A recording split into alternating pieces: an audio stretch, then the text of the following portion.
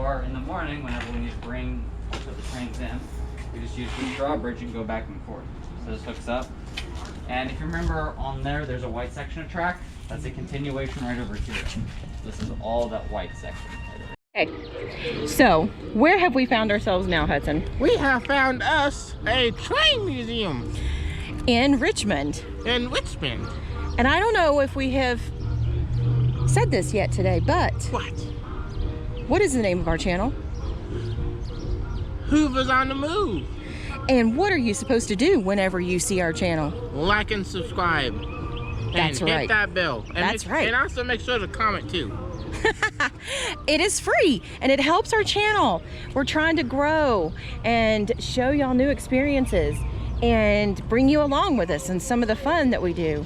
And you know, we get to do things that most people can't. And I have not seen on YouTube. So I'm hoping that maybe you'll like this video. And comment.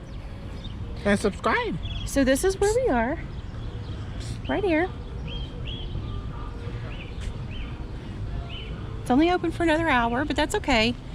Hudson's got to get to work soon, so we just decided to run out and do some adventures. Before I had to go work. I'm enjoying myself right now. So let's go get us some tickets. I could take off, but I need money. And we will show you some of our fun adventures while we're here. That is an old coach. He says that goes all the way to Mexico. Really? Yeah, and then some of the other trails go to like Los Angeles and Colorado. Amazing. Look. Don't touch.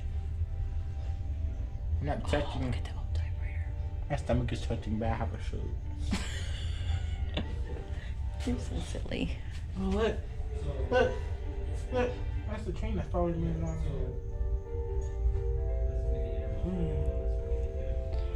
We got some good music going somewhere. Ooh, look. There's an old photo. Mm-hmm. Some mail. And we pretty much have this museum all to ourselves. Look, this is a electric washing machine. I did not know that they had a washing machine back then. I thought you got like one of those little things, and you just scrubbed it. But they probably thought that it was just one shots. What jamming? Look at this old trunk. That is so neat. Look at all those trains. Oh look, see? That's That was how it was built. Oh wait, look. I think, look. I'm not for sure, but I think that's... Don't touch. I think that's when they got derailed or something. With no trail. Look at that. Aww. The Harvey girls. I've heard about them.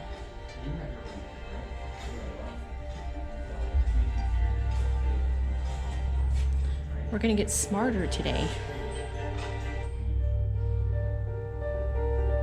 Oh, can you believe they only earn $25 a month plus tips? Whew. Hey, we get what now, like almost $300 for a salary? Women in railroading. So I think that's when they made the big money. Wait, Harriet Hubman. She was a undercover spy for the Union. She took the slaves over. That's true. Kind of curious if they're going to talk about that. But she was. We found some more goodies. Look at this. Oh, hey, where's the door go to?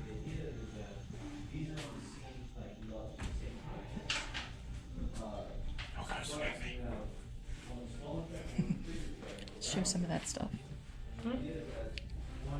Now this is all inside the building, right where you pay to get in. It is $7.50 an adult, and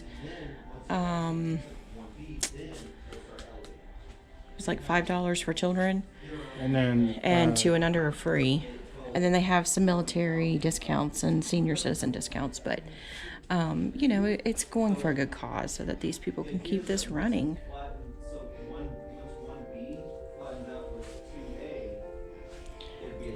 And in 15 minutes, we get a whole guided tour. And this is their hobo exhibit. And I didn't even realize that this was still existing. But these people are really hitching rides on trains so that they can Go somewhere new. go somewhere new.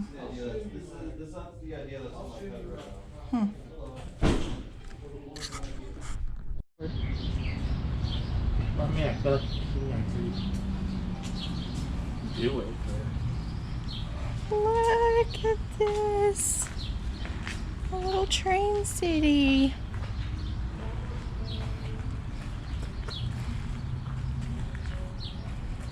Hey, this is the town that we're in right now. Mm-hmm. There's no trains. Oh, there was a squirrel. Was there a squirrel? I don't see no trains. I guess there's a little too bad. Yeah, it was raining when we first got here, but now it has stopped. So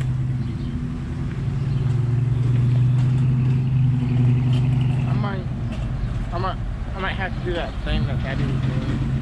what? So wet. But I might need to switch to like half you can sweet soda. Because maybe that's why my stomach is so. I can touch it. It is so cute. I touched it. It says, please do not stand or sit on the wall, touching trains or the tracks. You have to obey.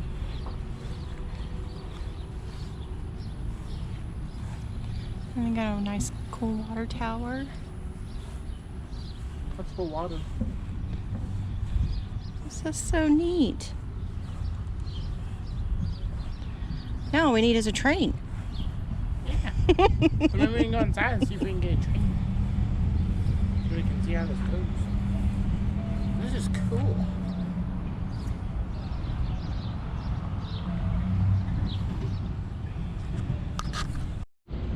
What is today? They got the, July 16th, So today is what? 2:17 p.m. Is it Friday? It is Friday. We don't know. Oh look, it's supposed to be KCS. Oh, the heck that is. These are trains. That's good. That looks really realistic. Mm-hmm. Look, a circus train. Circus train. Aww. With lions And tigers and giraffes. Oh my! That's so cool. Why do we have lights up there? There's a ghost. I don't know, but the caboose is really cool. No. I think we have to do the tour to do all that. Mm-hmm. But that's cool. Let me go explore what that is, but we gotta go get the tour guide. We can at least look at the sign though. I wanna go up there. So I can at least look. Tower 17. Interlocker towers control train movements across railroad intersections to avoid collisions. Oh.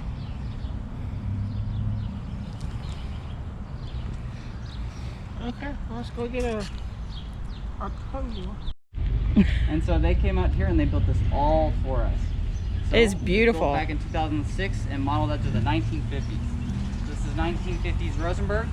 Right over there, those buildings, those are 1950s Richmond. And then that lone building back over there is 1950s Sugarland. Okay. Now, about half of our buildings are under renovation right now. There was a major storm that went through, it almost turned into a hurricane. And so we took all of our buildings off and we decided to renovate it at that time. And so that's why most of them are gone. So, a few popular buildings you might see over here. We have another Time soda fountain, which is right behind you. Then we have the E-Bell house just down the street back over there. Okay. And this later turned into Bob's Tacos. Oh, nice. Over here in Richmond, the main attraction would have been the courthouse, which would have been right here. Unfortunately, like I said, that's under renovation right now, so we don't have it up. Now, Richmond was a lot smaller at the time. We showcased that by not having as many buildings out, and so it's just a tiny little town. Then, next to our Brazos River, and behind it, we have our Sugarland. So our Sugarland was a lot bigger, and it was all wooden, but because of the rains and all that, the wood got destroyed, so we don't have it up this way. And that's our little model itself. Do you have any questions about it? No, it's cute. We'll have to come back out during one of your events so that way we can see the trains. Well, normally, going. most days, so long as weather permits, we can run the trains out. Yeah. We were running them earlier this morning, I think. Right over here, this is how we control all of our trains. So this is just a layout of the tracks, as you can see over here. So we have it color coded. So this is the red track, and the blue-green track, and the yellow track. And so generally we can run 3 trains at the same time without any issues.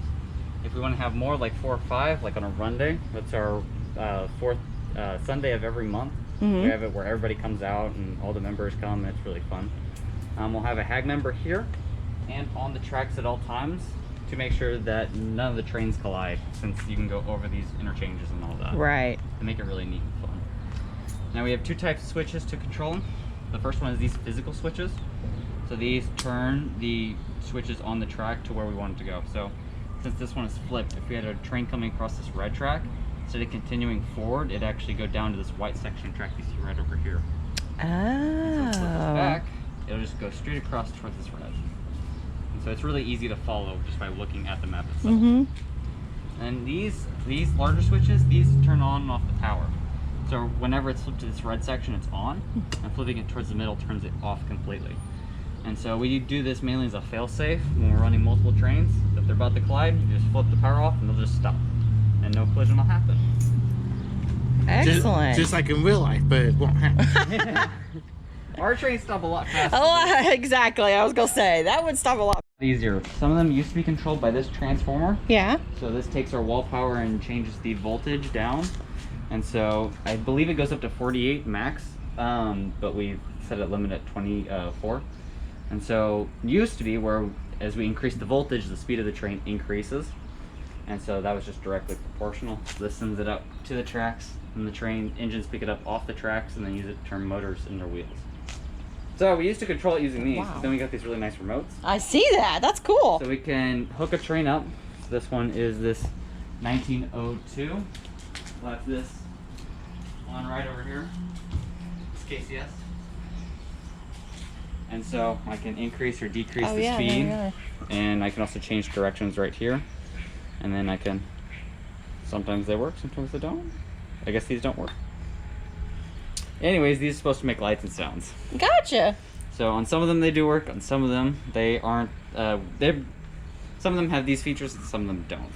So this one unfortunately doesn't, but I believe this one does. I can go get the remote to make it. I like these. It's hot, but it's worth it.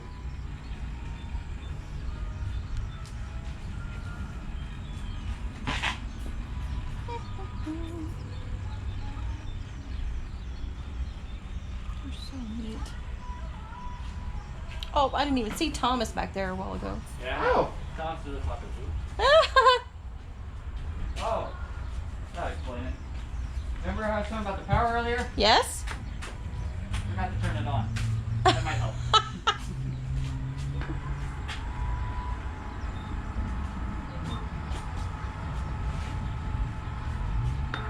I hear it. That's just the engine rumbling.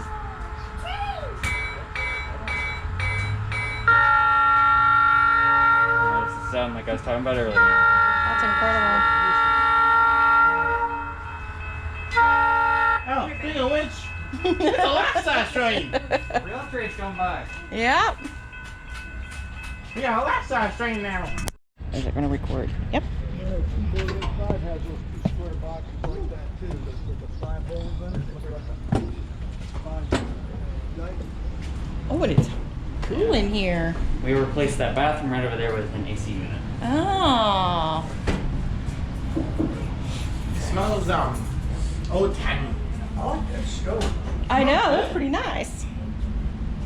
It smells ancient.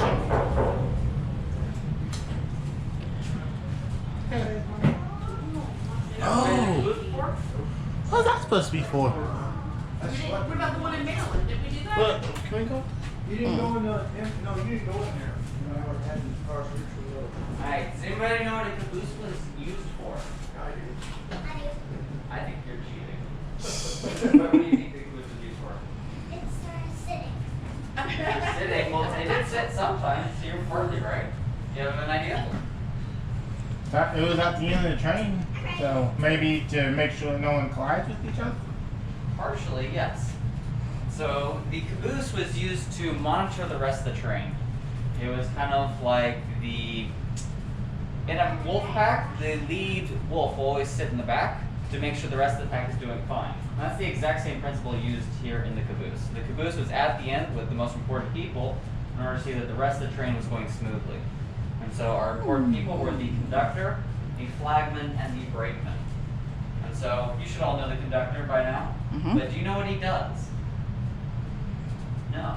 So he was making sure that the train was going to the right place at the right time. And so most of the times he'd have a sheet of paper out in front of him that had the schedule for the day, and it showed him all the places he had to be at the exact moment he had to be there at. Have you ever seen the Polar Express? They have the conductor as a stopwatch. He's making sure he's getting to the North Pole by midnight. Exact same as a real conductor. So he would sit here. Now he would be informed of any changes to the schedule, and so that could cause a problem because he doesn't actually control the train. There's no controls in here. In fact, they're all up at the front with the engineer. So that's a problem because we need to talk with the conductor, and then that needs to send all the way to the engineer. And before there's radios or cell phones, there's no way to do that except manually climbing. So instead of doing that, that's where our second person comes in, the flagman. So the flagman would have a number of different flags at his disposal. So these are tiny little model flags, they'd be ginormous in real life. And each one of them had a meaning. So let's say the conductor was told to stop ahead. Well, he needed to tell the engineer that. So he told the flagman, grab the stop ahead flag, we'll assume this is the stop ahead flag, and you climb over here to our cupola area. The cupola is these two seats, and they have windows around all sides so you can see out anywhere on the train. So the flagman would generally be on the left side, and he'd climb up, and there's a window right there. So you'd unhatch the window, stick the flag out, all the engineer had to do was look back, and he could know exactly what to do. If it was at night, the flagman could also grab a lantern and swing it in a specific pattern, showcased by this helpful sign right above the flag holder. So these are all the different movements. It's awesome. And then finally, we have our brakeman. Now, can anybody guess what the brakeman did? What do you think, Pepper? We haven't discussed brakes yet in the vehicle or anything. Just what the lights mean. Well, as it may shock you, the brakeman worked the brakes. So, if the train ever needed to stop, the brakeman would first tell the flagman to tell the engineer to start slowing down or completely stopping. Once that happened, the train really needed to decelerate, so the brakeman's job to stop as fast as possible. Now, trains are really heavy. The caboose weighs 2.5 tons alone, so it takes a lot of force to stop them. So if you want to stop on a dime, let's say like you hit a car, well, that's what these brake wheels are for. These are the safety brake wheels, and whenever you turn them, they would start applying the brakes to that specific car. So every car has one of these just in case of emergency. So it's the brakeman's job to turn all of these wheels. So, you can see there's a wheel there, but there's a helpful diagram back over this way of what he actually did. So you might be able to see right here, on the top, you can see all these safety brake wheels right here. So it was his job to jump between car to car and turn these brake wheels. And so that would start slowing it down. Now, this job was very dangerous. I mean, you were climbing on top of the train, moving at 60 miles an hour with the wind blowing in your face, and you had to run between cars, turn really heavy brake wheels, and if you fell off, you're guaranteed to die. So it was extremely dangerous. And that's why they later replaced the entire caboose with something known as a FRED, or a flashing rear end device. So it's a little box in the back of trains now, or an entire engine, So you might see engines pulling engines. And what it does is it monitors the rest of the train. So it makes sure that the train is running smoothly. And so, because it's on the back, since it monitors all the cars, it sends all that information up to the conductor, who now lives at the front with the engineer. And they can make decisions there. So no need for a flagman, because they're right there. And no need for a brakeman, because all you have to do is push a button and it can apply all the brakes now. So 2 jobs eliminated, and the safety has gone way up, because no one's running back and forth now. All the cars still have their safety brake wheels, but they're only implied if everything else fails now. There you go. That's the history of the caboose, briefly. Thank you. Alright, do you have any questions? Anything cool you'd like to point out? No? Alright, we can continue on. We're going to stop at the crosswalk down there. If you want to go out, I have to lock. Go ahead.